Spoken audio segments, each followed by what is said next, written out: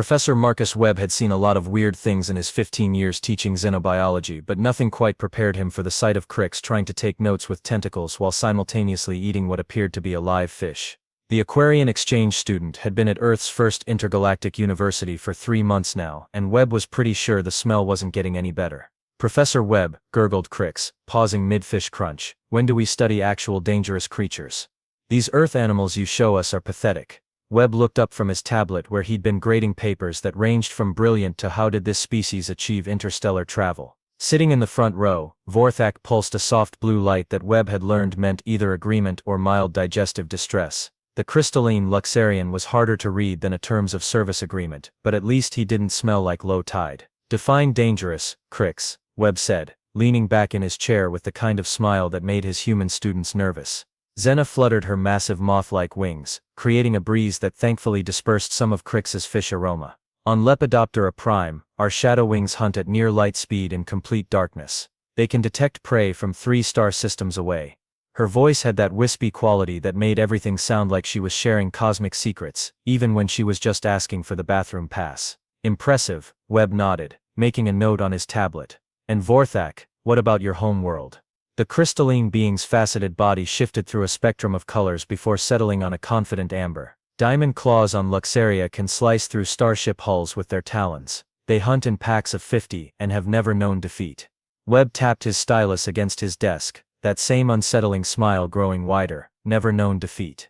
That's a bold claim." "It's not a claim," Crix interjected, tentacles waving dismissively. "It's fact. Earth creatures are soft, slow and frankly embarrassing. My cousin's pet algae could probably take down your largest predator." The other students in the mixed species class murmured agreement. Webb had taught enough alien exchange students to recognize the pattern. They all came to Earth expecting to find a primitive backwater planet filled with inferior life forms. Most of them learned otherwise eventually, though usually not in the way they expected. "Well then," Webb said, closing his tablet with a decisive snap, "I think it's time for a field trip." Xena's antenna twitched with curiosity. "Where are we going?" "The zoo," Webb announced cheerfully. The collective groan from his students was universal, transcending species barriers. Apparently the concept of educational but boring was truly galactic. "Professor," Vorthak pulsed a dim red, "we did not travel across the galaxy to look at Earth's domesticated pets in cages." "Oh, they're not domesticated," Webb said, gathering his things. "Trust me on that one. And Crix, you might want to leave the fish here. Where we're going, you don't want to smell like prey." The Aquarian's tentacles froze mid-wave. "Prey? What do you mean prey?" But Webb was already heading for the door, humming an old Earth tune under his breath. Behind him, he could hear his students scrambling to follow, their previous confidence replaced by the first whispers of uncertainty. Perfect. Class was about to get interesting. The Metroplex Zoo on a Tuesday afternoon was about as exciting as watching paint dry in zero gravity, which made it perfect for Webb's purposes. His students clustered around him like a badly coordinated parade float, drawing stares from human visitors who were clearly trying to figure out if this was some kind of elaborate cosplay convention. "Behold," Crix announced dramatically, gesturing with 3 tentacles toward a family of meerkats, the mighty predators of Earth. "I'm trembling with fear." Xena giggled, a sound like wind chimes in a tornado. "They're actually quite adorable. On my world we'd keep them as decorative pets for our larvae." Webb checked his map and started walking toward the big cat section, his students trailing behind like skeptical ducklings. "Tell me more about these legendary creatures from your homeworlds. I'm fascinated by comparative apex predator behaviors." Vorthak's crystalline body flashed a brilliant gold which Webb had learned meant he was about to lecture someone. "The Leviathan crushers in Crix's oceans can grow to the size of your space stations. They've been known to swallow entire battle cruisers that venture too deep into Aquarian waters. Accidentally, of course," Crix added, though his tone suggested the accidents weren't entirely unwelcome. "They mistake the ships for large fish, very large metal fish that explode when digested." "Charming," Webb muttered, making another note. "And these diamond claws you mentioned, Vorthak." The Luxarian's pride literally radiated from his faceted surface. "Apex crystalline predators, they hunt in the deep caverns of Luxaria where the pressure would crush your human bodies instantly. Their talons are sharper than molecular blades and they can track prey through solid rock by detecting microscopic vibrations." "They sound terrifying," Webb said in a tone that suggested he was humoring a child's monster stories. Xena fluttered ahead of the group, her massive wings casting dancing shadows on the pathway. "The shadow wings are poetry in motion, Professor. They exist partially in your dimension and partially in shadow space. When they hunt, they can phase through solid matter and strike from impossible angles. No prey has ever escaped a shadow wing hunt. Never, Webb asked, raising an eyebrow. Never. All three aliens said in unison, with the kind of certainty usually reserved for universal constants like the speed of light or the fact that cafeteria food was terrible on every planet. They rounded a corner and found themselves facing a large enclosure surrounded by reinforced barriers and warning signs in 17 different languages. Webb stopped walking and turned to face his students with that same unsettling smile. "Well then," he said cheerfully, "I'd like you to meet some of Earth's adorable house cats." The students looked through the barriers and saw a massive orange and black striped creature lounging in the shade, easily the size of a small spacecraft. It yawned, revealing teeth that could probably be used as emergency landing gear. "That," Webb announced with obvious pleasure, "is a tiger." Crix's tentacles went very still. "House cat?" Zena's voice had lost some of its dreamy quality, and gained a note of concern. "Professor, that creature is enormous." Webb pulled out his tablet, and began reading in the tone of someone discussing the weather. "Adult male Siberian tiger. Average weight, 600 pounds. Length, 10 feet not counting the tail. Oh, and this particular specimen, his name is Boris. He's actually on the smaller side." The tiger in question chose that moment to stand up and stretch, muscles rippling under his striped coat like geological formations shifting.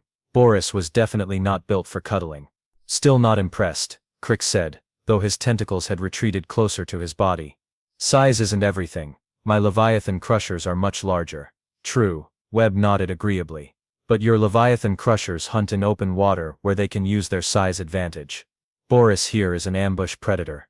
Vorthak pulsed a questioning purple. "Meaning what, exactly?" Webb's smile took on an educational quality that somehow made it more disturbing. "Meaning he can move through dense jungle completely silently, despite weighing as much as a small vehicle.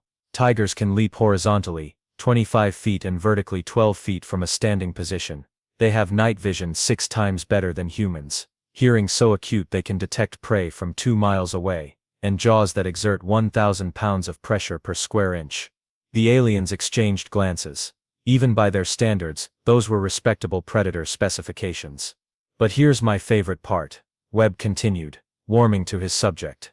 "Tigers are one of the few creatures on Earth that actively hunt other apex predators. Not for survival, mind you, for territory. For sport. Sometimes just because they're having a bad day." "What do you mean, other apex predators?" Zena asked, her antennae twitching nervously. Webb consulted his tablet like he was reading a shopping list. "Oh, you know, crocodiles, bears, wolves, large sharks when tigers decide to go swimming. There's documented cases of tigers taking down saltwater crocodiles that were over 20 feet long. The crocodiles, by the way, have been apex predators for over 200 million years. They survived the extinction event that killed the dinosaurs." Boris chose that moment to look directly at the group, his orange eyes fixing on them with the kind of attention usually reserved for menu items. His tail twitched once, a subtle movement that somehow conveyed the impression of a loaded weapon. "And Boris here," Webb said conversationally, "he's just lounging around because he's already eaten today. When he's hungry, well, that's when things get interesting." Crix's tentacles had now formed what could only be described as a defensive formation. Surely these tigers have natural enemies. Creatures they avoid. Webb appeared to consider this seriously. "Well, there are a few things tigers tend to avoid. Active volcanoes, for instance. Deep ocean trenches, though mostly because they can't breathe underwater for extended periods. Oh, and humans, but only because we nearly hunted them to extinction." The silence that followed was the kind usually associated with funeral services or tax audits. "You hunted these creatures." Vorthak's colors shifted through several alarmed spectrums. "Past tense," Webb clarified helpfully. "We mostly stopped when we realized we were running out of tigers. Terrible for the ecosystem, you understand. Plus tourists pay good money to see them in zoos." Boris yawned again, a casual display of dental architecture that could probably be used to open cans, or spaceships. "Let me tell you about tiger hunting techniques," Webb said, settling into his lecture mode like a comfortable chair. "Because this is where it gets really fun." The word fun seemed to have different meanings to different species, based on the nervous shuffling of his students. "Tigers are what we call pursuit predators with ambush specialization. They'll stalk prey for hours, sometimes days, covering distances of up to 20 miles while remaining completely undetected. They study their targets' routines, learn their habits, identify their weaknesses. Xena's wings had folded tightly against her body. That sounds like military reconnaissance. Funny you should mention that, Webb said brightly. There are documented cases of tigers in India who learned to avoid human patrol routes, memorized guard schedules, and planned their attacks around human military operations. One tiger actually waited 3 days for a specific guard to go off duty because he'd learned that particular human was a better shot than the others. Vorthak's crystalline body had shifted to a dull gray, which Webb was pretty sure meant existential dread. You're suggesting these creatures engage in tactical planning. Oh, I'm not suggesting anything. I'm telling you facts. Webb pulled up a holographic display from his tablet. Case study number 1, the Champawat tiger. This particular individual developed a taste for a specific type of prey and refined her hunting techniques over several years. She became so efficient at what she did that she was responsible for over 400 confirmed kills. 400 of what? Crix asked, though his tentacles suggested he really didn't want to know the answer. Humans, Webb said cheerfully. She specialized in hunting humans. The silence that followed was so complete that Webb could hear Boris breathing in his enclosure. But surely, Xena whispered, that was unusual behavior. An aberration. Well, she was particularly successful. I'll grant you that. But tigers hunting humans isn't aberrant behavior. It's opportunistic behavior. See, tigers are smart enough to recognize that humans are actually pretty easy prey in most circumstances. No natural armor, relatively slow, poor night vision, and they tend to panic when stalked properly. Webb gestured toward Boris, who was now pacing the length of his enclosure with fluid grace that made 2 tons of muscle and bone look like liquid shadow. The real problem is that tigers don't just hunt for food. They hunt for territory, for dominance, for entertainment, and sometimes just because they're in a bad mood. There's a documented case of a tiger in Russia who spent 3 days hunting a human who had shot at him. Not because he was hungry, but because he was offended. Offended, Vorthak's colors were now cycling through what looked like an entire spectrum of alarm. Tigers hold grudges, Webb explained matter-of-factly. They remember individual humans who have wronged them, sometimes for years. They'll track specific people across hundreds of miles of terrain and wait for the perfect moment to settle the score. There's a case where a tiger tracked a poacher who had killed his mate for 6 months, learned the man's daily routine, and then waited outside his house for him to come home. Crix's tentacles had formed what could only be described as a protective knot. And what happened? Well, let's just say the poacher learned why tigers are called apex predators. Webb's smile suggested that the learning experience had been brief but educational. But these are isolated incidents, Xena said hopefully. Surely most tigers are not so focused. Webb consulted his tablet again.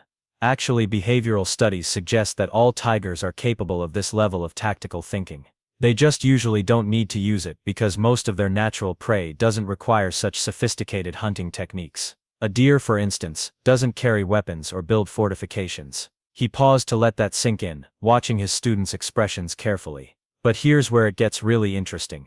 Tigers are also capable of learning from other tigers. They pass hunting techniques down through generations, and they adapt their methods based on their environment and available prey. The tigers in the Sundarbans, for example, have learned to hunt in mangrove swamps where the ground is unstable and visibility is limited. They've developed techniques for aquatic ambushes that are so sophisticated that local fishermen have had to completely change their traditional fishing methods. Boris had stopped pacing and was now sitting directly in front of the group, his massive head tilted slightly as if he was listening to Webb's lecture. His orange eyes moved from one alien student to another with the kind of assessment usually reserved for inventory management. And that's just one tiger, Webb continued conversationally. There are currently about 4,000 tigers left in the wild on Earth. Each one is capable of everything I've just described. Each one is a highly intelligent, highly adaptable apex predator with the ability to plan, execute, and adapt hunting strategies that would make your military strategists proud. The alien students were now clustered together in what was obviously a defensive formation, though none of them seemed to realize they were doing it. Professor Webb, Crix said carefully, exactly how many of these creatures were there before humans started hunting them? Webb's smile reached maximum wattage. Conservative estimates suggest around 100,000 spread across Asia. But that's just tigers. We haven't even talked about the other big cats yet. The alien students had gone very quiet, which Webb recognized as the sound of worldviews crumbling. He decided it was time to deliver the final blow. But you know what the really fascinating part is? Webb continued, his tone suggesting he was about to share a delightful recipe rather than existential horror. Humans didn't hunt tigers because we were afraid of them. We hunted them because we were bored. Vorthak's crystalline body flickered through colors that didn't appear in any spectrum Webb recognized. Bored? Well, that's oversimplifying it a bit, Webb admitted. We also hunted them for their fur to make decorative rugs, their bones to make traditional medicine that didn't actually work, their teeth to make jewelry, and their heads to mount on walls as conversation pieces. You know, interior decorating. The silence that followed was so profound that Webb was pretty sure he could hear the aliens' various circulatory systems struggling to process this information. Let me make sure I understand this correctly, Crix said slowly, his tentacles moving in what looked like a nervous system diagnostic. You're telling us that humans, who are smaller and weaker than tigers, hunted the tigers nearly to extinction not for survival but for home decoration. And because rich people thought it was fun, Webb added helpfully. Tiger hunting was considered a sport for nobility. They'd organize elaborate expeditions, invite their friends, make it a social event. There are photographs of humans posing with dozens of dead tigers like they were party favors. Zena's voice had become barely audible. How did humans manage to hunt these tactical geniuses? Webb pulled up another holographic display showing historical hunting scenes. Well, at first it was pretty difficult. Tigers are, as we've established, remarkably good at what they do. Early human hunters had to develop increasingly sophisticated techniques. They used bait animals, constructed elaborate blinds, employed teams of trackers, and developed specialized weapons. He gestured to an image of an ornate rifle. But then humans did what humans do best. We got creative with technology. We developed long-range weapons that could kill a tiger from distances the tiger couldn't even detect us. We invented vehicles that could outrun them. We created traps so sophisticated that even tiger intelligence couldn't anticipate them. But surely the tigers adapted. Vorthak pulsed hopefully. Oh, they tried, Webb said with something that might have been admiration. Some tigers learned to avoid human scents, to recognize the sound of human vehicles, to identify human traps. There are cases of tigers who became so human-aware that they changed their entire behavioral patterns. They became nocturnal when humans were active during the day, learned to avoid areas where humans had been recently, and even developed techniques for hunting humans while avoiding human weapons. He paused to let this sink in. The problem was that humans were adapting faster. See, tigers have to learn through individual experience and limited social transmission. Humans had books, schools, communications networks, and industrial manufacturing. When one human developed a better technique for hunting tigers, thousands of other humans could learn it immediately. Webb brought up a graph showing tiger population decline over time. The really remarkable thing is how quickly it happened. In less than 2 centuries, humans reduced tiger populations by over 90%, not through some massive military campaign or ecological disaster, but through what was essentially a very persistent hobby. Boris had been listening to this entire conversation, and Webb swore the tiger's expression had become somewhat judgmental, and this happened to other species as well. Zena asked, though her tone suggested she already knew the answer. Oh, absolutely. Humans have driven hundreds of apex predators to extinction or near extinction. Lions, leopards, jaguars, bears, wolves, great white sharks, orcas. We've hunted creatures that ruled their ecosystems for millions of years down to remnant populations, usually within a few centuries of making contact with them. Webb gestured broadly at the zoo around them. This entire facility exists because humans realized we were running out of impressive animals to look at. We built these enclosures to preserve the species we'd nearly eliminated so our children could see what they looked like. You're keeping them as living museums, Crix said, and there was something like awe in his gurgling voice. Living museums that we charge admission to see, Webb corrected. Humans will pay money to observe creatures that their ancestors hunted for sport, while eating processed food and complaining about the weather. The aliens stood there in stunned silence, watching Boris pace his enclosure. The tiger seemed utterly unconcerned with the philosophical implications of his situation, though Webb noticed he kept glancing at the group with what looked like professional assessment. Professor Webb, Vorthak said finally, his colors shifting to what Webb had learned was deep contemplation. If humans nearly eliminated tigers, and tigers are capable of hunting our deadliest predators, then what does that make humans? Webb's smile became positively radiant. Well, that's an excellent question. What do you think it makes us? The alien students looked at each other, then at Boris, then at Webb, and Webb could practically see the equations rewriting themselves behind their various optical organs. Oh no, Zena whispered, her wings folding so tightly they nearly disappeared. Oh no no no. Webb watched his students process this information with the satisfaction of a teacher who had just watched the light bulb moment illuminate 3 very different types of consciousness. It was beautiful, in a terrifying sort of way. Let me see if I can help you work through this. Webb said gently, like a therapist guiding someone through a breakthrough. Crix, you mentioned that your Leviathan crushers have never known defeat. How do you think they'd fare against a creature that can plan multi-day tactical operations, hold grudges for months, and adapt its hunting strategies based on individual prey behavior? Crix's tentacles had formed what could only be described as a stress ball. The Leviathan crushers rely on size and strength in open water. They're ambush predators, but they don't think like that. They react on instinct. And tigers think, Webb nodded approvingly. They problem solve. They innovate. There's a documented case of a tiger who learned to open car doors because he'd figured out that humans felt safer inside vehicles. He'd wait for people to get into their cars, then methodically work out how to get the doors open. Vorthak's entire crystalline structure was now pulsing in rapid panicked flashes. The diamond claws are nearly indestructible and hunt in coordinated packs, but they follow instinctual pack behaviors that have remained unchanged for millions of years. Exactly, Webb said encouragingly. Predictable patterns. Tigers would study those patterns, learn the pack dynamics, and figure out how to exploit them, probably within a few encounters. There's actually a case study of tigers in Nepal who learned to hunt Asiatic black bears, which are also pack animals with established territorial behaviors. And shadow wings, Zena said faintly, exist partially in shadow space, but they hunt according to the cosmic cycles of our binary star system. They're bound by celestial mechanics. Celestial mechanics are just another pattern to learn, Webb said with the patience of someone explaining basic mathematics. Tigers have been observed changing their hunting schedules based on human work patterns, lunar cycles, seasonal variations, and even local traffic schedules. If your shadow wings follow predictable cosmic cycles, a tiger would probably have their timing figured out within a month. The 3 aliens stood there, looking like their respective species versions of people who had just discovered their insurance didn't cover alien invasion.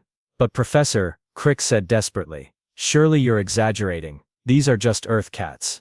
Large Earth cats, granted, but still. Webb pulled up a new holographic display showing a world map with red dots scattered across it. Current tiger distribution. As you can see, they're mostly in India, China, Russia, and Southeast Asia. Now watch what happens when I show you historical distribution.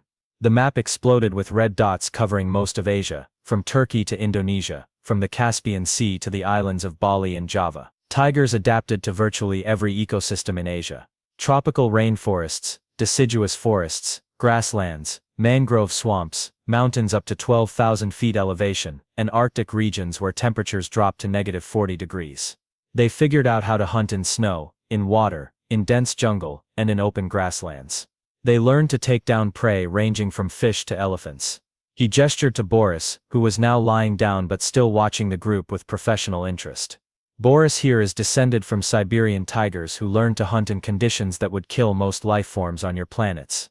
His ancestors figured out how to take down brown bears that outweighed them by hundreds of pounds, in temperatures that would freeze your various circulatory fluids solid. And humans eliminated them from most of those habitats. Vorthak said, though it sounded more like he was trying to convince himself that this wasn't actually happening. Humans eliminated them while simultaneously fighting wars against each other, building civilizations, developing art and literature, exploring space, and inventing new forms of entertainment. Webb said cheerfully. Tiger hunting was basically a weekend hobby for the species that was simultaneously splitting atoms and composing symphonies. Zena made a sound that was probably the moth equivalent of whimpering. What kind of species casually eliminates apex predators as a recreational activity while building interstellar civilizations? The kind of species, Webb said, his smile reaching levels that probably violated several Geneva Conventions, that gets selected to host the Intergalactic University. The silence that followed was the kind usually associated with the heat death of the universe. Oh, Crick said in a very small voice. Oh, that's why. That's why. Webb confirmed. The Galactic Council didn't choose Earth because we were a primitive backwater planet that would be grateful for the honor. They chose Earth because any species that could casually hunt tigers to near extinction while simultaneously developing the technology to travel between stars was probably the kind of species you want to stay on good terms with. Vorthak had gone completely transparent, which Webb was pretty sure meant he was having an existential crisis. We've been thinking about this all wrong, We assumed Earth was chosen as a compromise location, somewhere neutral and non-threatening. Neutral, Webb chuckled. That's adorable. Earth is many things, but neutral isn't one of them. We're the species that looked at creatures like Boris and thought, you know what, these would look great as living room decorations. We're the species that figured out how to make apex predators extinct as a hobby project. He gestured around the zoo, where families were walking around eating ice cream and taking selfies with creatures that could theoretically hunt their home world's deadliest predators. And now we keep them in enclosures so our children can learn about biodiversity while consuming frozen dairy products. The human children aren't afraid of them. Xena observed with growing horror. Human children throw peanuts at them and complain when they don't do tricks, Webb said proudly. Human children have been known to climb into tiger enclosures because they wanted to pet the big kitty. The tigers are usually more surprised than anything else. Boris chose that moment to stand up, stretch again and wander over to the barrier where he settled down directly in front of the group. His massive head was maybe 6 feet away from them, separated only by reinforced barriers that suddenly seemed very, very inadequate. He's studying us, Crix whispered. Of course he is, Webb said conversationally. You're new, you smell interesting, and you've been talking about him for the last hour. Boris is curious. Tigers are naturally curious creatures. It's part of what makes them such effective hunters. The alien students stared at Boris. Boris stared back with the calm assessment of a professional evaluating a new challenge. For your homework assignment, Webb announced, consulting his tablet, I want you to research the selection criteria used by the Galactic Council when they chose Earth as the site for the Intergalactic University. Pay particular attention to the sections about species compatibility assessments and interspecies diplomatic considerations. He started walking toward the exit, leaving his students standing frozen in front of Boris's enclosure. Oh, and one more thing, Webb called back over his shoulder. Next week we're visiting the honey badger exhibit. You're going to love learning about creatures that hunt venomous snakes for fun and have been observed breaking into research facilities just to see what's inside. As Webb walked away, he could hear his students behind him, their voices carrying a new tone of respect mixed with what sounded suspiciously like terror. Do you think, Xena whispered, that Professor Webb was a predator hunter before he became a teacher? I don't think I want to know, Crix replied, his tentacles still knotted with stress. I think, Vorthak said, his colors shifting to a deep contemplative blue, that we need to completely reconsider our assumptions about this planet. Webb smiled as he walked toward the parking lot. Behind him, Boris yawned and settled down for a nap, having apparently found the alien students less interesting than his afternoon sleep schedule. Class dismissed,